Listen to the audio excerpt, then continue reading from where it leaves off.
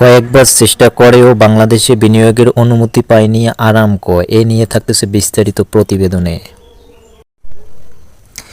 এবারে বিস্তারিত।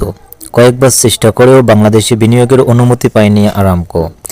বিশ্বের সর্ববৃহৎ তেল কোম্পানি আরামকো কয়েকবার বাংলাদেশে বিনিয়োগের চেষ্টা করেছিল, কিন্তু সেসব চেষ্টায় তাদের স্বাগত জানানো হয়নি বলে অভিযোগ করেছেন বাংলাদেশে নিযুক্ত সৌদি রাষ্ট্রদূত ইসা বিন ইউসুফ আদ দুহাইলান।